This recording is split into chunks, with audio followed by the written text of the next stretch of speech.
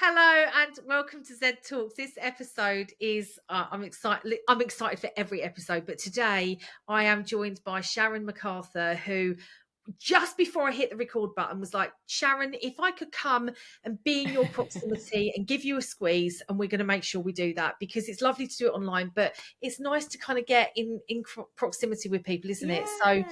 now I'm not going to tell you what Sharon does because Sharon's going to tell you what Sharon does, and we're going to get into a topic which I think our listeners are going to be very curious and intrigued by. So over to you, Sharon. Well, I run a company called Miss Menopause. So a lot of people think I'm a middle-aged Mr. Man character, which isn't true. And I set up Miss Menopause. It's going to be 8 years in January because I didn't know anything about the subject. And this menopause thing began to happen to me. So at the time, I didn't have a clue what was happening to me. So I was totally, utterly ignorant. And I set up Miss Menopause really to make menopause business as usual. So I go in companies, large and small, up and down the UK. I've worked internationally. I've been on TV, radio, etc. Just really trying to normalise the conversation as menopause. Now, Zoe, I'm a rubbish businesswoman. And one day I hope to be made redundant. That's how rubbish a businesswoman I am. I'm not looking to build an empire. I'm looking to kill an empire. Because that will just tell me that menopause was just business as usual. And I think it's really, really important that when we're talking about health in general, whether we're talking about men's health, women's health, that we involve each other in those conversations. So I'm a bit controversial where I would say I'm not a fan of having just groups of women in a room talking about women's health. If we don't include men in the conversation, the world, whether we like it or not, still tends to be run by white middle-aged men. So if we don't have them in the room, we're never going to move the dial when it comes to health and well-being, especially women's health. And I'm kind of going to blame us a bit, women of the world, because we don't really talk about what really goes on for a lot of us when we know we're talking about our health, things like periods, menopause, pregnancies, etc. And because we just get on with it. Well, now, whilst that's brilliant, we just don't share, do we? We don't tell them. I think so. First of all, 8 years working with yourself is. I want to say that this is a topic that until you are in it, you can't possibly understand it, right? Not understand it. Sorry, I'll go back on that. Experience it, because anyone that's listening that maybe feel this isn't relevant right to you right now, whether you are not female, not experiencing menopause, or have any connection to it whatsoever. There is much deeper connotations around normalizing things that happen in life stages. This is not to do with work. This is to do with life. And life has phases and stages that affect us all. And if you've got a sister or a niece or a cousin or a mum or whoever around you that will experience this at some point, it's our responsibility to be allies for them and to try and make life as easy as possible. That's kind of how I feel, and rightly or wrongly, So I applaud what you do. I'd love to know what you're seeing right now, because our topic today, we were just deciding, was around women's well-being has come off the agenda, or it's not as maybe buzzy or as talked about right now. So I'd love to know what you're seeing, what you're experiencing, because you're an expert on this. So I just feel that healthcare or well-being, and because all the work I do is in the workplace, it kind of takes cycles. And what I would say I feel like I'm seeing and feeling, certainly in the last 6 to 12 months, I think there's been two big things that's happened in the world. I think we've got what's going on in America. And the man who's in charge of America came in his second term of presidency and kind of said, AD&I is off the agenda. Yeah. Within something like the first or second day, signed an executive order, it's off the agenda. And I think that's given a number of people, rightly or wrongly, this is just my personal view, because again, remember, the world is mostly run still by white middle-aged men. So perhaps it's made some people out there who are in charge or run businesses to think, well, if he's done that, well, I can do that because it doesn't really matter so much. And you kind of see a bit of a domino effect, a bit of a wave starting to creep over that says, well, maybe those things don't really matter as much. Maybe there's other things that we have to concentrate on, or maybe we don't really have to care about those things at all.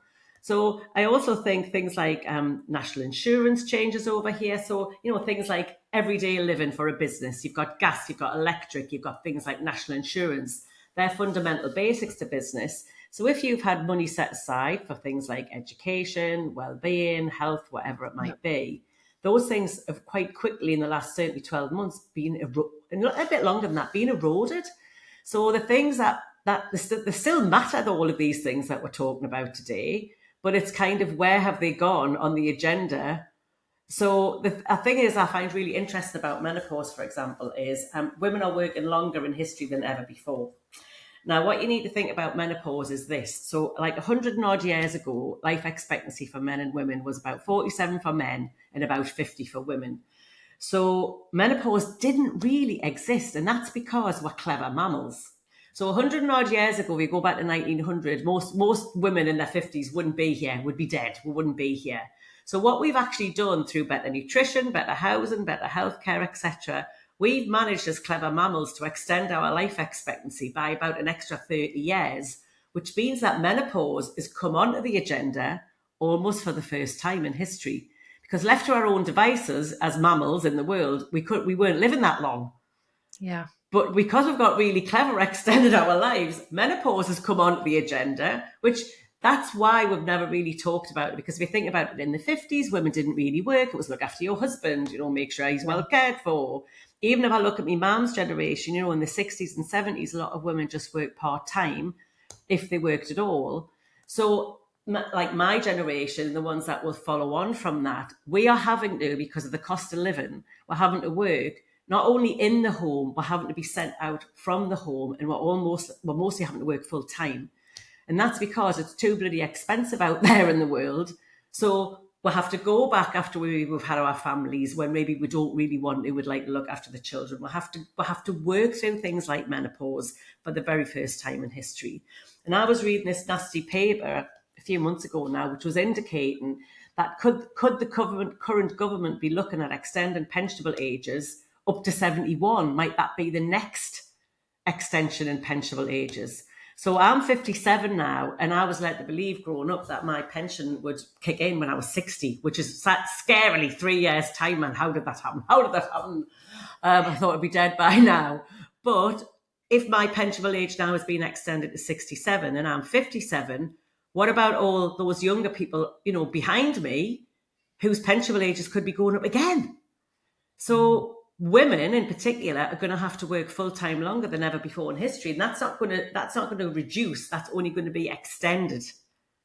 So that means, living and working through periods, through childbirth, through menopause. These are things that specifically, because of biology, impact us. We don't have a choice. You cannot wake up one day and go, oh, I don't fancy having a period today. It's tough, biologically, these things are going to happen to you. And you can't pause it, you can't stop it. You can't say, I've won a few million on the lottery, let's opt out of those things. Yeah. It's just what's going to happen. And so thank you for all of that, because I think that, that you raised such a great point around, we didn't have to think about menopause because there wasn't the need to, right? Mm-mm. So we've changed. I mean, we haven't just accelerated through technology, we've accelerated in so many other things. Technology since 25 years ago has been a massive, but even before then we were seeing acceleration of development and transformation in the world. I kind of feel that because it's so misunderstood, and to the educational perspective you just gave, it's so misunderstood. So personally, I know 5 women that stepped away from core leadership roles. I'm talking C-suite roles, because they thought they were going absolutely bonkers. Like they couldn't remember things. They started fearing, anxiety would raise up in boardrooms, and they felt so inferior, and they didn't talk about it. They didn't feel they could talk about it. They suffered in silence and ultimately had to walk away. That was in their mind. No choice but to walk away from the job that I actually love, because I now feel I'm incapable of doing it. And actually, I don't really understand why. Well, women tell me they've got early onset dementia. That's what they think has happened to Wow. them. Okay. So imagine most of us, if you look in your history, you're probably going to find dementia, maybe your grandma or your Mm. granddad, you're going to find it somewhere in your family history. So imagine waking up one day, being totally articulate, being able to do your job, feeling like you're on the top of the world, on top of the game that you're doing. And then you wake up one day and you cannot remember your own password to log into your computer. These are real things. That's happened to me. I spent the whole day. I came in one day and Yeah. I was opening my laptop. I was like, right, okay. And the password just wasn't there. Now I work on my own, so I don't have an IT department to ring. Thankfully, because I do work on my own, I was able to just have the day off and kind of go, Sharon, you'll have to forget it. And then when I came back the next day, it was there, but where had it gone? Yeah. Where had it gone? So these are the Yeah. things that make women think they've gone batshit crazy. Yeah, I'd agree. So I can only talk from my own perspective. So, and again, we talk about these things not to necessarily talk about ourselves, but to raise awareness of the types of things that you might be experiencing. Because from my understanding, and that may be very limited, is kind of like, what's happening for me, as in, I know that my sister, for example, suffered. She's 5 years older than me, Okay. and I'm 50, and she suffered extreme anxiety. And everyone's like, "That's a parent, that's parents, that's having teenage kids," and I'm like, she was almost crippled with Yeah. anxiety, and I couldn't understand it because it didn't even enter my head, and we didn't even know that that was kind of like, associated with menopause. And then there were other symptoms, from very regular hot flushes to all sorts of things, but and brain fog and memory, all that kind of stuff. And then she did go on HRT, and then that stimulated actually cancer. So for Oh my her, God. it was it's been a whole debacle, like the menopause thing. So, and this is not an uncommon story. So that she's fine, by the way, and it's not an uncommon story. But like, no one. I remember even at the time, and now I'm experiencing that. So I'm experiencing that I can just forget something in a second. It might happen on a podcast. I'm like, what were we just talking about? Like, brain Yeah. completely blank. Yeah. And I don't have any hot flushes, but I have severe frozen shoulders sometimes. Like, Right. sometimes I wake up, I don't have I'm pain in my ankles sometimes, or my hips, or and I still have a cycle. And so, and because I'm a diabetic, lots of people would say to me, "Oh, it's because you're diabetic. Oh, it's because you're at Yeah. that age." And I'm Yeah. like, and before we were talking, I was saying that recently I've become dairy intolerant, and everyone kept saying to me, "It's because you're menopause. It's because Yeah. you're diabetic." I was like, "There's something else wrong in my Yeah. body," which brings me to the point Yeah. of, you know your body better than anybody else. And I know that Yes. we're not, Hallelujah. right? We're not Yeah. doctors, but we know our body better than anybody else. So I think that we need to make sure that we acknowledge what we're experiencing, and 100%. saying it's happening, and I'm not sure why, and I'm not sure for how long.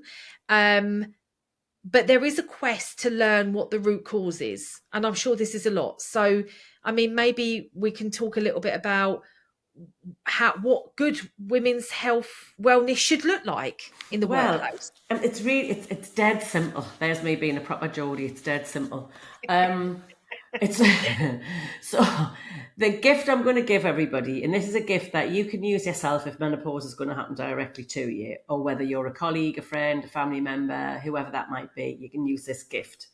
And the gift is whatever this is negatively impacting the quality of my life? And if Right. the answer is yes, doing nothing shouldn't be an option. That's Right. it.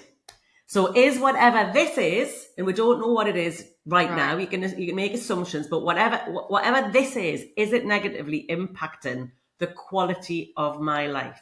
And if the answer is yes, doing nothing shouldn't be an option. Now, what breaks my heart with women of the world, we're rubbish at self-care. I'm making grand, bold, sweeping statements, but in the main, we're rubbish at self-care because we feel that we have to look after everybody else because it's kind of being ingrained in us from it, even indirectly, it's in the back of your mind. You're looking after, your children, you're looking after the house, you're running, you're going to work, you're making sure the cupboards are stocked, You're doing everything for everybody else. So when I ask women, where are you on the list? Now, I know most women should know what I'm talking about. Where are you on the list? Some women I've spoken to have said, Sharon, I'm not even on the bloody list. So the first thing you need to do is get yourself on the list. And then the next thing you need to make sure is that you are number one on that list. Yeah. Not last on the list or not even on the bloody list. Number one on the list. So what I'm going to say is when you've got everything you need, you can help others more. Not the other way around. So when you've got everything you need, you can help others more. So if you're totally, the most caring person on the planet and you want to help everybody to death, well, I'm going to be really brutal and say, what about if you're a dead hero? Are you living your life like a dead hero? Yeah, where it's a bit like that old adage about put your oxygen mask on first. So let's just imagine you're on the plane with all the people that you dearly love and you're told to put your oxygen mask on. Now you decide, oh no, I must help everyone around me. So you've helped your husband, you've helped your children, you've helped everyone you know and love. You're now dead on the floor in front of them. Is that really what you wanted? Is that what they wanted? Is that what you wanted? Well, of course it bloody well isn't. So what you have to do is you're much more dexterous than anybody you know. So you put your own mask on first. Then you might be able to help everybody in the row. Even in the next row, you might be a hero. Even giving a little bit of your mask if they need a breath, right? Yes. Absolutely. You might be a hero. But if you are living your life like a dead hero, then not only are you not helping anybody else, you're not helping yourself. So you've got to flip that equation. You have to have everything you need before you help everyone else, because then you can give all the things you want to give to everybody a whole lot more, not the other way around. Yeah.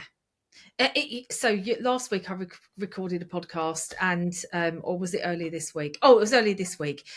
And I can honestly say this is it's almost like I'm a broken record because the things that I ask is, what's the 3 most important people in your life? Most people don't put themselves on it. Number one. The second thing is, it's absolutely selfish of you not to take care of yourself and not to love, respect, and care for yourself. Because when you are fine, everyone else is fine. When you are not fine, it's carnage. It's that simple. And let's face it, women are typical, or let's say not even women, the more nurturing part of any relationship is usually the overgiver. And I'm not talking about romantic relationships. It's people pleasing. We are serial people pleasers. And this to me is such a sabotaging behavior to have. 100%. And I would say anybody, and I know this probably also comes a little bit with age, stop fucking worrying about what everyone else thinks and feels about and has an opinion or a critique or a judgment about what you do and you don't do. Do you every day, all the time, fill up your cup, then you can help others. So yes, I dropped the F-bomb because I think it's so important. And I only swear when there is something I want to emphasize. It's not nice to have to self-love and have value and respect for yourself and your standards. Because how you treat yourself is how everybody else will treat you. It's what you put up with in every relationship. And so I'll get off my soapbox now. Stay on the soapbox. But I mean, you stay on the soapbox. And the thing is, and youth is wasted on young people, in my opinion, because if I knew what I knew now, if I knew it then, I would be walking around with no clothes on, because I'd be thinking, oh my God, you're flipping amazing. Where you don't appreciate yourself when you're young, do you? You think you're terrible when you're really not. So the benefit, because there's not very many benefits of getting older. Like I say, I can't believe I'm 3 years off 60. I don't know how that sudden well happened. But if you look at getting older, well, your time's running out. And this might sound brutal and it might be shocking to some people, but I know I have lived longer than I am going to live. Yes. Because I'm 57. Me too. So there's less behind me than there is ahead of me. Yes. So if that doesn't start to sharpen your mind, I don't know what will. Right. So nobody's looking at you. Nobody's in that way, as in thinking about, what you're wearing, or who cares? So if you want to walk around with, tassels dangling off your nipples, with feathers in your hair, and it makes you happy, do it. Do you know what I mean? What are you waiting for? Because you might be dead tomorrow. I'm being brutal here, but we don't know what tomorrow may bring, any of us. So don't wait. Don't walk, Yeah. don't put the covers on your life. People who used to buy SETI and put the covers on so when they sold it, they could get, it'd be lovely for the next person. Everything should be for best. Everything needs to I be for agree. best. Don't save things for best, because the best is every day. Best now. Absolutely. That dress that you want to wear, that Yeah. suit that you want to put on, those shoes that you want to Yeah. wear, that you put away, the china that you want to, whatever Yeah. it is, get it out and Yeah. use it, because the best day is today. Yeah. But totally right. That's what I So said. Honestly, we're I spirit love. animals. Yeah, well, I think there's, and by the way, you don't look your age, and you're phenomenal. I think energy speaks wildly about age, and I always say that when your energy is kind of like youthful and so playful, that's anti-aging in itself. So when we think about the workplace in terms of like women's well-being and sort of, I think what I'm hearing and what I'm reaffirming in our conversation is it starts with you. As in, not you, Sharon, you, the individual. Yeah. It starts with you. You've got to make a decision and choice that you, first of all, become aware of how you feel. Yeah. Secondly, own how you feel, as in it's okay. And speaking about it to people that are not going to berate you and make you feel terrible about it. Yeah. Whatever Well, it is. Well, if I just go back to menopause, which is, the thing that I do most of the time. So menopause, I want to say to women of the world, you're in the least exclusive club on the planet. Yeah. So I have a lot of women say, Sharon, I felt so alone. I felt like I was the only one. So what I want to say is, let's take this. I need you to appreciate that you're going to be in the least exclusive club on the planet, because 100% of reproducing females are going to be menopausal at some point in their lifetime. So that's what's going to happen. So rather than feeling worry and shame and anxiety about, oh my goodness, menopause, I want us to flip that statistic and take strength and power that you're in the least exclusive club on the planet. So when you look around at all of the other women that you know, they will all end up becoming menopausal too at some point in their lifetime. And I think we need to get away from this horrible phrase, this horrible women of a certain age. It's the least liked phrase, because the thing is, statistically, menopause technically can happen to women of any age. And the youngest, I'm going to call her a girl, the youngest girl I've read about was only aged 12. Now, thankfully, that's exceptional.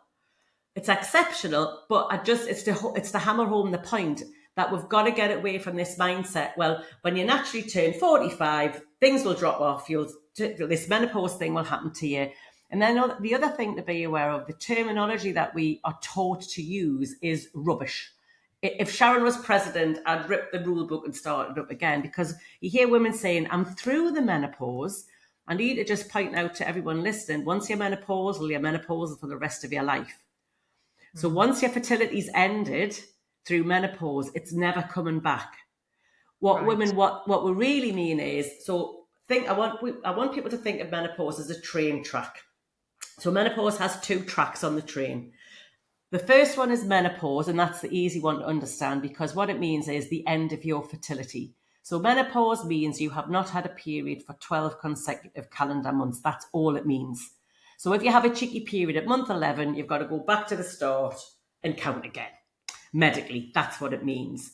So track 1 is the word in the term menopause. Your fertility is going to end, and that's going to happen to 100% of reproducing females. The other track 2, are the symptoms. Now, nobody knows A, if they're going to have any symptoms, B, how long they're going to last. And the other thing to be aware with menopause, anybody listening who loves a process, menopause isn't one of them. So you can't follow a process when it comes to menopause, because it does what it wants, when it wants, how it wants, and it can come and go, those symptoms, for the rest of your life. So symptoms can range from 0 to forever and anything in between. And the other thing is, hormones will fluctuate. So an example would be my mum, when she turned 75, began to get hot flushes for the first time after 20 years. Wow. So I go back to the gift that I've just given everybody, which is whatever this is, negatively impacting the quality of my life? And if the answer is yes, doing nothing shouldn't be an option. Right.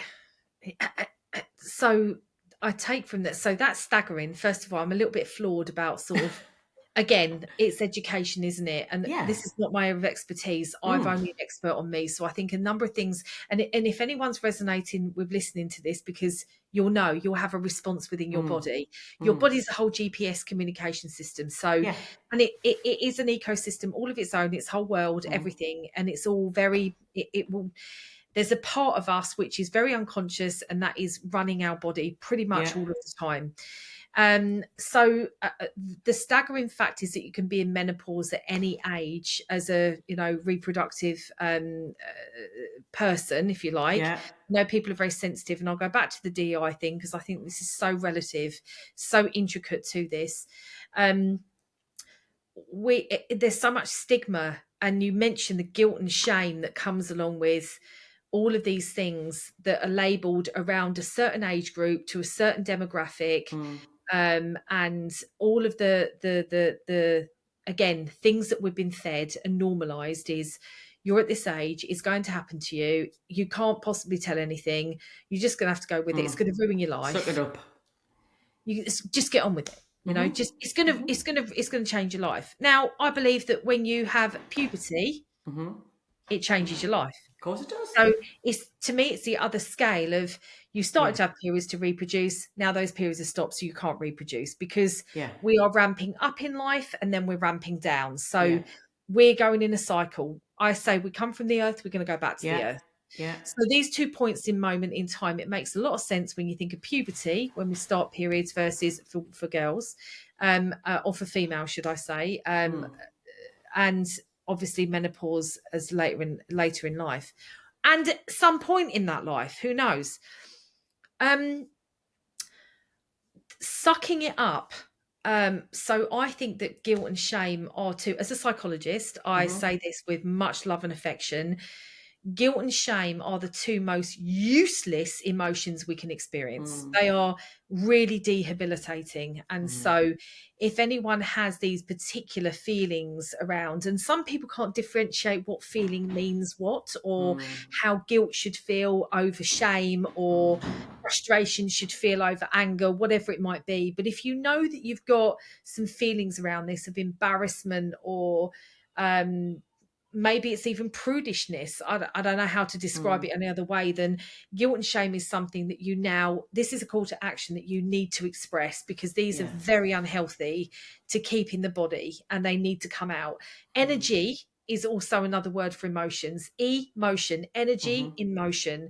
And we need to make sure that the emotional side of us, these physical constructs that are happening, the emotional side of it needs to be discussed, explored, and moved out of us so that we can release ourselves of this guilt and shame. So what can people actively do to or who should they talk to, especially in the workplace? Do you know of workplaces that have support for this, Yeah. what they Yeah. can do? I'm sure you do, so I'd love to hear about it. Yeah, I mean, I've been doing this for 8 years, and the wheels are moving. They're moving slowly, but they're still moving in the right direction. Maybe they've stalled a little bit, is what I said at the beginning of the conversation. But I think the most important thing is, number one, are you recognizing that there's something different within Yeah, yourself, whether that's mentally, physically, or both, and you acknowledge it? It's a bit like what you've just said. So you accept that there's something different for you. You don't just put it to the back of your mind. So I'm going to tell you this amazing story, but it's an amazing story, and it's a bit like what you said about you've been having other tests because it wasn't just menopause related. You found other things about yourself in the last few months. So I was in a workplace. I was doing some chats, and I always go on and on and on about, if something isn't right for you and your body, you need to get out your slippers and you need to go and sort it out. Because you're worth it. It's a bit like the advert says, did you know it's because you're worth it?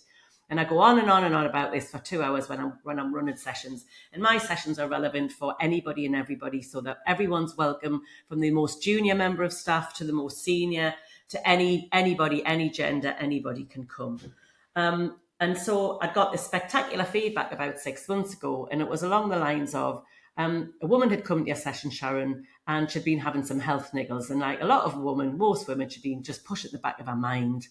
and thought, well, this is probably not quite right, but it's all right. I can deal with it. I'll get to that at some point. But because I'd gone on and on and on and on about don't do nothing, she decided after my session she would take herself off to the doctors. Result, because I'm all about action. She was told she had womb cancer. She's now in remission. Oh, thank God. Exactly, thank God. So you owe it. Remember, you don't want to be a dead hero, and that literally could have been what happened to that person there. Yeah. So am I proud? It wasn't me that made it do it, but I know my talk and what I said was the catalyst Yeah. to get that person, that person to get out of her slippers and go and do something about it. And that's what I'm saying. What you're waiting for. And all Yes. I'll tell you is as you get older, time speeds up. Time Oh, gets God, really, really yeah. quick. So what you thought was like 2 weeks ago was 2 months ago, and what you think was last week was 6 months ago. And it just gets really, really fast. So all I'm saying is, a bit like what we all have to live through in COVID, you know, we were locked in our houses, we couldn't go on holidays, we couldn't see the people we loved, our friends and family. It was quite miserable for a lot of people for quite some time. We can't now go back 5 years later and say, look, all that time I missed, can I have it back now, please? Please, can I have the time back? You can't go back in a time machine. And I always say time is the most precious gift that any human gets, because it doesn't matter whether you're a billionaire can't buy more time. No. Doesn't matter who you are, you can't buy it back. So you've got to make every second count. So what I'm saying is, what are you waiting for? You know, you're waiting for what? Well, so this may be very morbid and very triggering for some people. So this is a warning, and this is that's something that's going to come out of my mouth that might offend people. There are two certainties when you're born, you're going to die. Yeah. And it's these two parallels. So no, there is no permanency. Mm-hmm. We talk about permanent contract in a job. There is no such thing as permanent because it doesn't exist. And time is an illusion, right? And I absolutely think that we can make a very big choice with how we live our life, regardless of what is going on completely around us. And it depends on if you want to sleepwalk or you want to be awakened and aware. And this is what I talk a lot about. And when you're awakened and aware, you can be so tapped in to signs and feelings and sensations of what's in your body. You know when something is off. And if you look at statistics of health, now bearing in mind that people like the World Health Organization and Mind, McKinsey Health Institute, they will talk about health slightly differently from a mental, emotional, physical, spiritual sense. So health comes in different forms. But if we look at the medicinal health, statistics show us that we're going to have 1 in 2 people with cancer in our lifetime. So they say. So how can we be so ignorant with our own health and say, yeah, it's menopause, and ignore symptoms, just like the story you just said, that could have been catastrophic. Absolutely. So, you know, there's no right or wrong. There's only what's right for you, but doing nothing shouldn't be one of them. Nothing isn't one of them. And I think that's the key takeaway. Like, I know it is a serious conversation, because sometimes elephant in the room, and we'll go back to the DEI, you know, this label that we have found ourselves in with diversity, equity, inclusion, is so misleading to me, because it's everything about being a whole person and being accepted for your whole being as you are, in all that you are. And that means at any phase of your life, whether you make choices about your gender, your identity, you know, there are some things which aren't changeable. I talk about the identity wheel a lot. I worked for Burberry for about 18 months doing DEI, and subsequently learned a lot and met a lot of people and immersed myself in that world, because I've always been quite generalist in HR. And what I learned is that really we have different phases and these stages in life which bring about our changes in our physical, emotional, mental and spiritual senses. And yet this whole it's okay for the weather to change because that's normal. It's seasonal. Mm. There's a justification that it's okay that that change because that's the norm. But when we change our behavior for whatever reason, there's Mm. judgment. Mm. And that is the sometimes the confusing part is I know something's changed. I'm not sure what. I know that Yeah. other people sense and feel it from me. I Yeah. know I don't know how to explain it. So what do? I withdraw or I separate or Mm.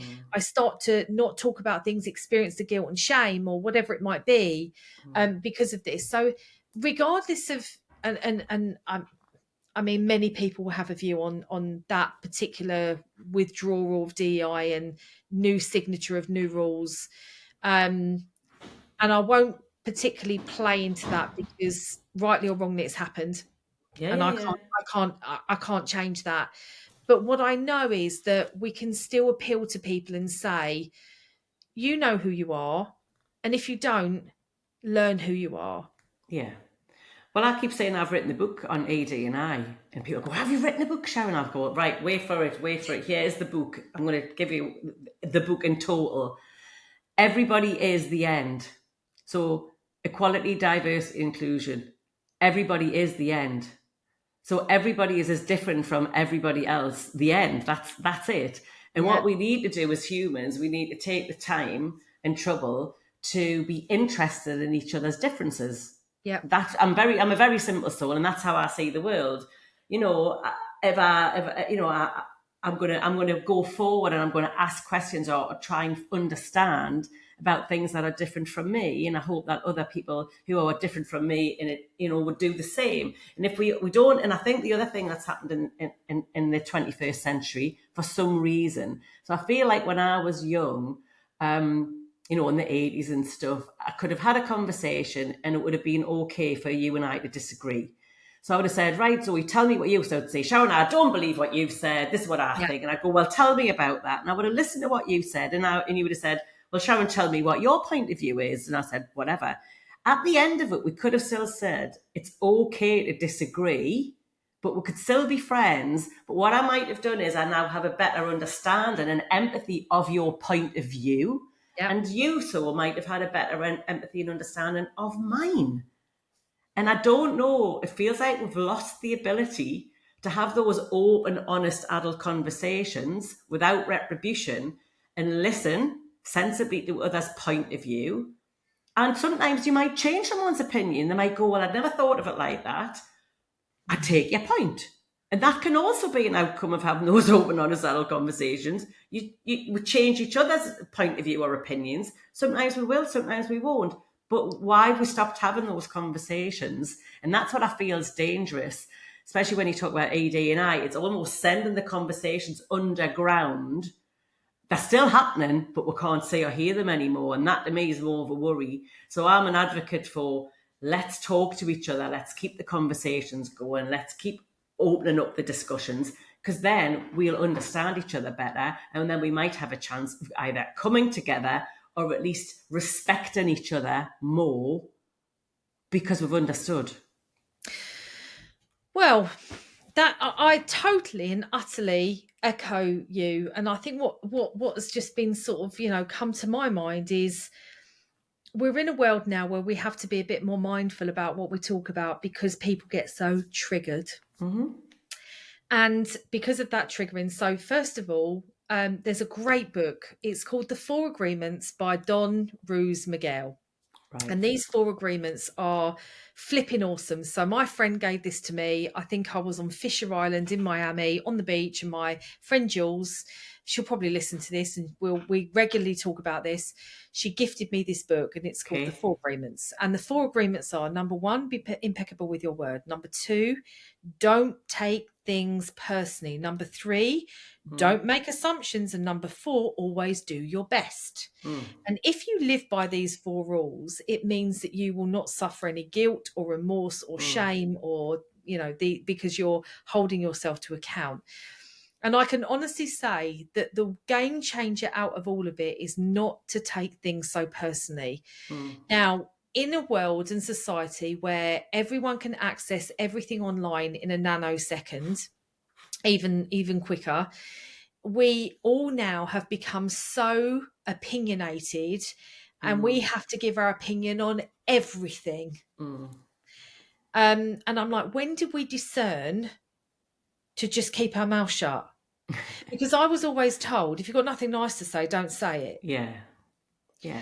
Now, having a debate and a discussion, I think, is really valuable, but we have to self-regulate. We have to absolutely have an emotional self-regulation, which is, you're not saying things that I agree with, but it's okay for you to do that because I respect where you're coming from. Yeah. And I may be to your point, I may be completely different. You're left wing, I'm right wing, fine, but we can still be friends. And I Yeah. respect you for it. Yeah. I think that now we've got so many defense mechanisms, because when we are now confronted with a point of difference, we now take it so personally. And now it's, how do we defend our position is what? Attack. So there's a lot of things happening in the social world, and I don't think social media is a bad thing. I think when it's misused, it's bad. I think alcohol is not a bad thing until it's misused. I think anything is can have a good thing. Remember that we live in a world which has duality. There is no night without day, light without dark. Everything has a polar opposite. So we can look at things and say it was all bad or it's all good. It isn't. It has different aspects, and it depends where you're coming from and what you're looking at to what your label of that might be. But I think that what you raise is around, how do you stimulate great conversation? And I say great conversation, whatever the conversation is, it's great because it's out there and it's being talked about. How do you moderate that or start that where there is sensitivity around this topic, whether it's menopause or, whether it's equality in the workplace, whatever it might be? How do you start those conversations so that you're allowing space for them to happen healthily? I think, and this is easy to say and sometimes hard to do, but if there's anybody listening who's as a figure of authority in their workplace, what I'm asking you lot to do is to step forward and stand up to your people and be vulnerable. And I always say the gold dust that sits in every business are the stories each of us hold about ourselves. And there's nothing more stimulating and disarming than hearing someone's story. And the most spectacular things I've seen and changes I've seen made are when somebody in a position of authority has stood up and told their story or an element of their story. They might even have become emotional telling their story, and people are sitting aghast because they never knew that about that person. So when you let somebody in and show and be vulnerable, that is a game changer, because it creates psychological safety for others, and it enables them to maybe think, well, maybe I could tell a bit of my story. And if we're all in a place where we can just be honest with ourselves and each other, that is it. That to me is nirvana, where we're just all being honest. We're saying what's on our minds. We're not becoming victims, because a lot of my work is around, okay, so your menopause isn't going great. What are you going to do about that? Yeah. So there's got to be action. It can't just be, I'm telling you my story as a victim and it's all terrible and it's all terrible. It's about what adversity happened to you in your life. And we've all had that, some more than others, sadly. Yeah, but you're here today. So how did you overcome that? What have you done? And lots of people think, well, I didn't do a lot, but you're still standing there. So I know you've done lots of things that got you here today. I'd love to understand. I'd love to hear your story. So honestly, if you can tell your story, especially if you're more senior in your business, or really start to open up and tell others about your story, if it feels safe to do so, that's what's going to change the world. That's such a great point, and so many things run through my mind that for a listener, and like, okay, so how do I not make it about me and bragging? How to, because it can be perceived that way. How I don't want to make it all about me. What's this got to do with kind of menopause? Anybody that's kind of like having any thoughts of that, I think, well, first of all, I'd love to hear kind of like why people should be vulnerable. What does that allow? What does that enable? It might not be nothing to do with menopause, but there's very significance about being able to open up, and that psychological safety that you just said. Maybe you want to give a bit more context around why that becomes so important. What does that allow? What does that enable? Well, it creates that element of, I'm in a trusted space, I'm listening with bated breath to somebody who's telling me their innermost things about themselves. So one of the, I'll tell you the opposite. I'll tell you an opposite story. So I was in a company, it was a few years ago now, and it was a bunch of managers in the room. And they're telling me that they've got these, they're called health passports. And I was like, all right, you've got these health passports. Yeah. So tell us about that. Well, what we do is we sit down with our people, with our staff, and on one-to-ones, we'll ask them, we've got this passport, and we'll go through the passport, and I'll write all the things that's happened to them, all their illnesses and all the stuff about them. And then it goes on their passport, and we use that when we talk. I said, all right then. I said, so my question to you a lot is, you're all managers. Yeah, we're all managers. How many of you have filled out these health passports? The tumbleweeds, Zoe, did they blow? The tumbleweeds are blowing. I think I had a couple of hands up, and I said, okay, then. So there were a whole two of you, there was 30 odd in the room, who have filled them out. How many of you have shared this information back to your people? Because to me, it doesn't seem awfully fair. And of course, nobody had shared it with their people. I said, so look at it like this. How is it fair that I keep, as your employee, as somebody who, you're my manager, I have to bare my soul to you. You are going to write it down on a passport, but yet you haven't got the decency to share that, your story, back with me. I said, so that's a one-way ticket. It's one-way transaction. It's not sharing. It's not equitable. So it doesn't build trust. It doesn't build confidence. I said, so I know if my manager had chosen to share their passport with me, I would respect them more. I'd understand them better. And I'd see them as a human, not as a person with a title who's very impersonal. And I said, to me, the best companies, the best environments, the best culture are where you bring your humanity to work. You bring your humanness to work. And I think we're going off on another tangent, but I've got a big beanie bonnet about the word professional. I think somehow we need to ditch the word professional, because what that means to me is, most people, when they hear about, I must be professional, what that tends to mean is, I get to the door of my workplace, I ditch the real me, I put a mask on and I pretend. And that's where a lot of the poor mental health, the poor health comes from, because I'm trying to mask the real me, who I am, to be professional. So I think the sooner we get rid of this word professional, we might be a whole lot better because of it, because it normally means bad things, not good things, because you're trying to shove a square peg into a round hole. So what does me being professional mean? Well, it means that I might dance and sing around the office. If I'm going to bring my whole self to work, you might be thinking, oh, Sharon, you shouldn't be doing that. But surely, we've got one train of thought, haven't we, which has been, bubbling under for the last few years, where we'll talk about authenticity. No, we want the real you.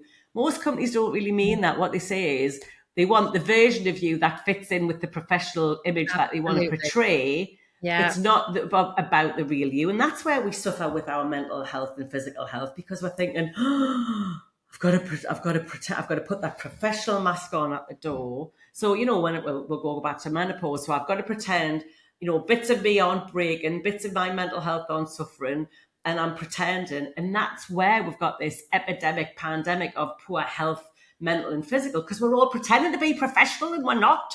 We're just humans. We just need to be human. Right. But these humans having this human experience, and the human experience is not a linear. And like you said earlier on the process, there were so many things that you just said there that I think are so valuable. I had a conversation. I know that we're coming to the end of this very exciting podcast, but there was something that is so unpondered. It's not really, I don't have this figured out. And I've got a view on it.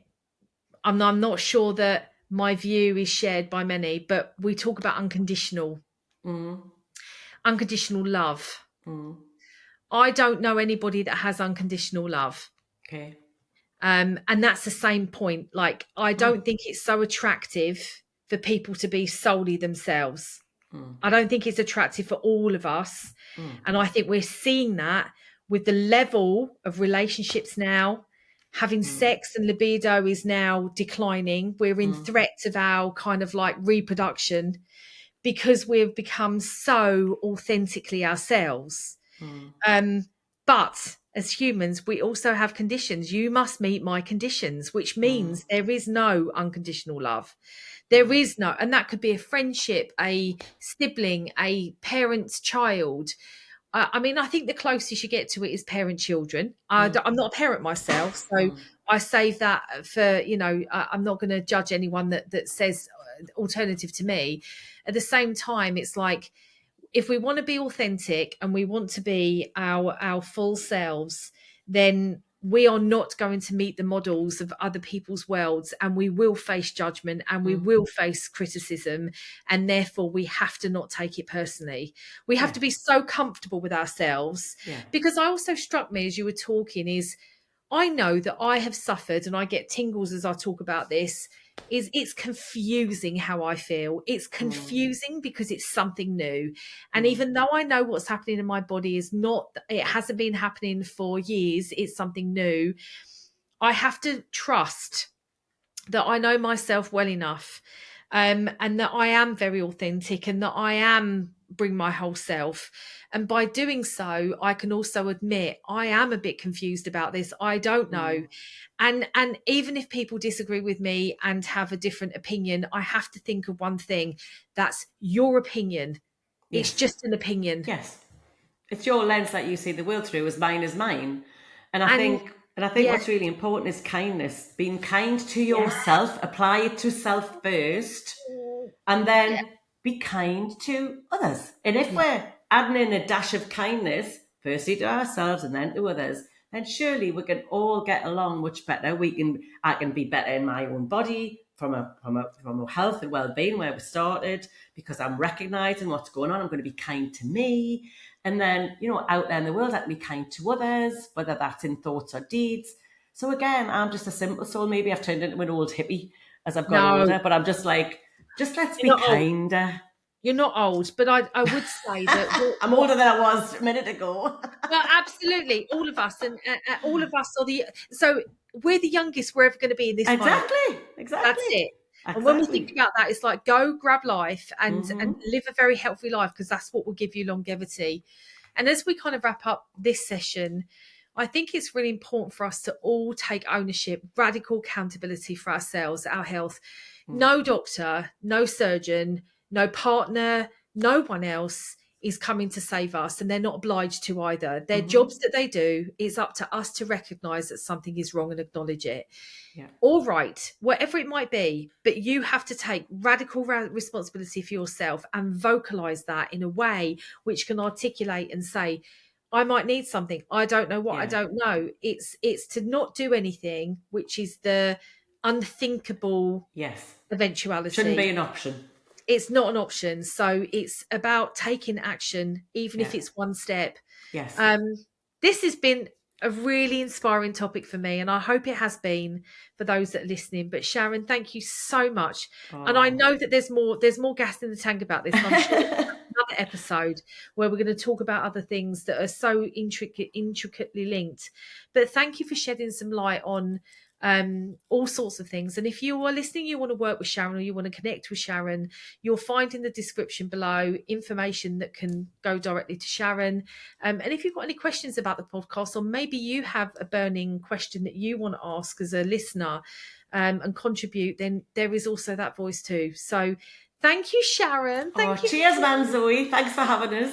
Oh, I've loved it. And I could spend, this is my favourite thing to do. I honestly think this is my favourite thing to do, because I get to spend time with people like you. And I think these conversations, it's like we're eavesdropping from being on the train and letting somebody else just eavesdrop in our conversation that has a profound effect. So our ripple is wide and far. So thank you so much. And until next time, we'll see you on ZED Talks next time. Thanks so much. See ya.